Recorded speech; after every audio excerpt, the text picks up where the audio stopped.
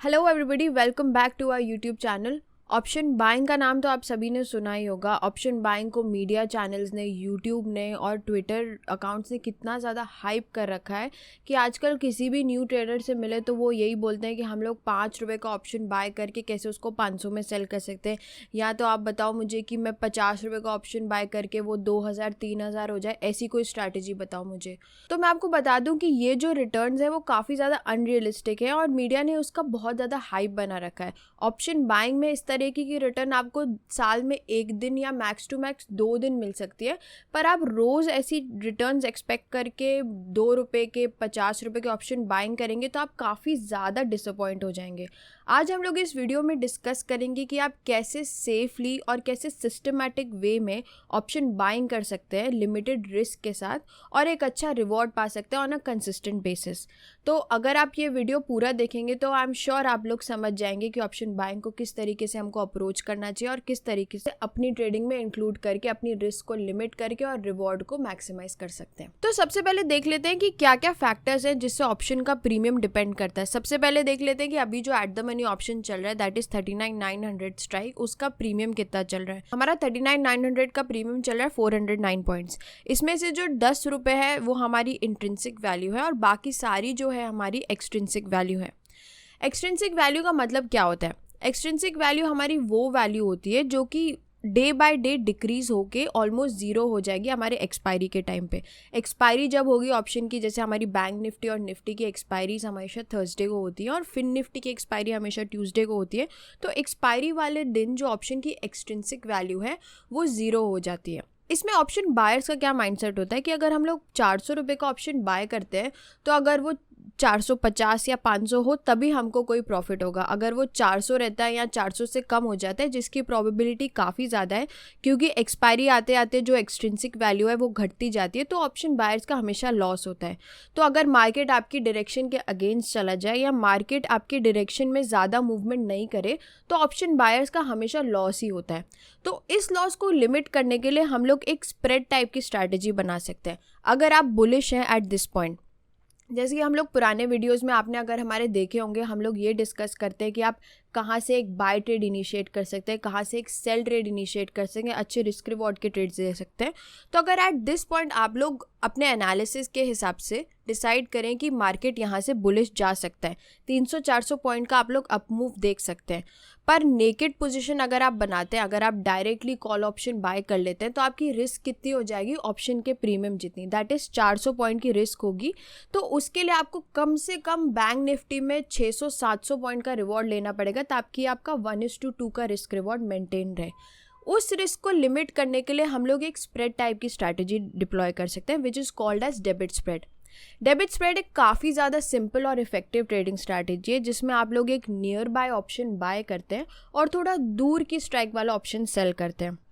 इसमें क्या होता है कि अगर आपका मार्केट थोड़ा टाइम के लिए साइडवेज भी हो जाए या फिर मार्केट में थोड़ा कम भी मूवमेंट हो आपकी एक्सपेक्टेशन से, तो भी आपका थोड़ा प्रॉफिट होगा, ज़रूर बहुत ज़्यादा प्रॉफिट नहीं होगा, लेकिन आपका जो रिस्क रिवॉर्ड है वो काफ़ी ज़्यादा कम हो जाता है। ये न्यू ट्रेडर्स के लिए काफ़ी अच्छी बात है क्योंकि एट दिस पॉइंट जब आप न्यूली स्टार्ट करें तो आप ये बहुत ज़्यादा शॉर्ट वे में नहीं बता सकते कि यहाँ से मार्केट 400 पॉइंट जाएगा, यहाँ से मार्केट 600 पॉइंट जाएगा। आप ज़रूर मार्केट में बुलिश है लेकिन आप एक्सपेक्टेशन नहीं बता सकते कि 1000 पॉइंट मार्केट जाएगा या 200-300 पॉइंट मार्केट जाएगा। तो देख लेते हैं बुलिश स्प्रेड्स हम लोग कैसे बनाते हैं। सपोज अभी मार्केट चल रहा है 39,900, हम लोग 40,000 का अगर हम लोग कॉल ऑप्शन यहाँ पे बाय करते हैं, ठीक है, 6 अप्रैल एक्सपायरी, मैं बाय करती हूँ 40,000 का कॉल ऑप्शन मैंने यहाँ पे बाय किया। इसका प्राइस चल रहा है 345। लेट्स से यहाँ पे मैंने अपनी पोर्टफोलियो में इसको ऐड कर दिया, ठीक है। अब मैं इसी एक्सपायरी का दूसरा स्ट्राइक का ऑप्शन सेल करूंगी जो कि है मेरा यहाँ से 200 पॉइंट दूर का ऑप्शन। मैं 40,200 का ऑप्शन अगर यहाँ पे सेल कर देती हूँ विच इज़ एट 249 रुपीज़, यहाँ पे मैंने सेल लेग ऐड कर दिया है। तो देख सकते हैं कि कुछ ऐसा इसका पे ऑफ ग्राफ बन रहा है। मैं पे ऑफ ग्राफ समझाने से पहले मैं आपको बता दूं कि ये एक नेट डेबिट स्ट्रैटेजी क्यों है। क्योंकि हम लोग मार्केट को जो प्रीमियम दे रहे हैं वो आ रहा है हमारा 345 पॉइंट्स, लेकिन हम लोग मार्केट से जो प्रीमियम ले रहे हैं वो आ रहा है 249 पॉइंट्स। हमारा अराउंड 100 रुपये का नेट डेबिट है, दैट इज़ हम लोग मार्केट को 100 रुपये नेट प्रीमियम दे रहे हैं। जो हमारी 345 पॉइंट्स की रिस्क थी उसको हमने रिड्यूस करके सिर्फ 100 रुपये पे ला दिया है। तो मार्केट अगर मूव नहीं भी करता, अगर मार्केट वहीं पे रह जाता है, तो हमारा max to max loss 100 point का ही होगा, ना कि 300 350 पॉइंट का। तो अब हम लोग देख लेते हैं कि इसका जो रिस्क रिवॉर्ड है वो किस तरीके से रहता है। हम लोग का जो भी जब भी हम लोग डेबिट स्प्रेड बनाते हैं तो उसमें जो हमारा रिस्क रिवॉर्ड है वो मोस्टली 1:1 जितना ही रहता है फॉर एक्सपायरी डे।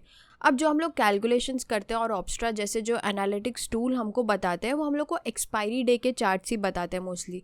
तो max to max expiry day के दिन आपका जो प्रॉफिट हो सकता है वो होता है 2600, दैट इज़ ऑलमोस्ट 100 पॉइंट्स। अब ये प्रॉफिट हम लोग कैसे कैलकुलेट करते हैं? प्रॉफिट मोस्टली कितना होता है, जो आप लोग जितना स्ट्राइक्स दूर ले लें। जैसे हमने 40,000 की स्ट्राइक बाय करी है और 40,200 की स्ट्राइक सेल करिए, तो 200 पॉइंट्स का जो हमारा स्ट्राइक्स का डिफरेंस है उसमें से हम लोगों ने जो नेट प्रीमियम दिया है मार्केट को उसको सब्ट्रैक्ट करें, दैट इज़ 96 पॉइंट सब्ट्रैक्ट करें, तो हमारा अराउंड 104 पॉइंट्स का जो हमारा प्रोबेबिलिटी ऑफ मैक्स प्रॉफिट आ रहा है। वैसे ही जो हमारा मैक्स लॉस लिमिट है वो हमारा जो प्रीमियम्स का डिफरेंस है उतना ही होता है। इसमें बेसिकली अगर आप 300 पॉइंट का बाय कर रहे हो, 200 पॉइंट का सेल कर रहे हो, तो आपका मैक्स टू मैक्स रिस्क भी जितना आप प्रीमियम एक्स्ट्रा दे रहे हो मार्केट को उतने पे लिमिट हो जाता है फॉर एक्सपायरी डे।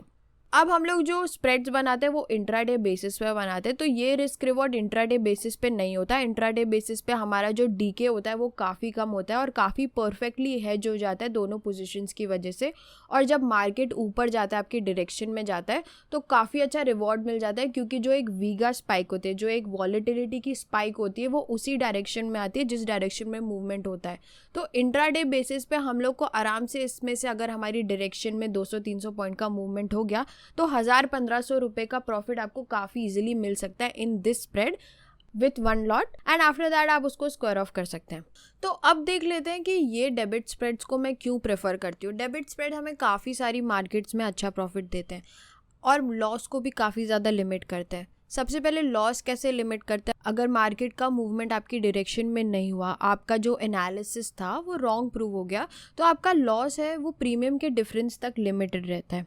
सेकेंडली, अगर मार्केट ने आपकी डायरेक्शन में मूवमेंट दे भी दिया लेकिन वो एक फास्ट मूवमेंट नहीं हुआ, क्योंकि जो फास्ट मूवमेंट होता है जैसे आपको एक्सपेक्ट कर रहे हो कि 500-600 पॉइंट मार्केट 30 मिनट में मूव कर जाए, वो काफ़ी ज़्यादा रेयर अकरेंसेज होते हैं। साल में शायद 3-4 बार ही ऐसा होता है कि मार्केट इतना रैपिडली मूव करता है। मोस्टली जब मार्केट मूव करता है एक स्विंग्स के फॉर्मेट में मूव करता है। जैसे कि मैं आपको यहाँ पे दिखा दूँ, मार्केट ने यहाँ पे from this point 39,400 to 39,700 movement किया, 300 पॉइंट का मूवमेंट किया, लेकिन उसके बाद एक 100 पॉइंट का मार्केट ने करेक्शन भी किया, उसके बाद फिर 200 पॉइंट मूव किया, उसके बाद फिर से करेक्शन किया 100 पॉइंट का।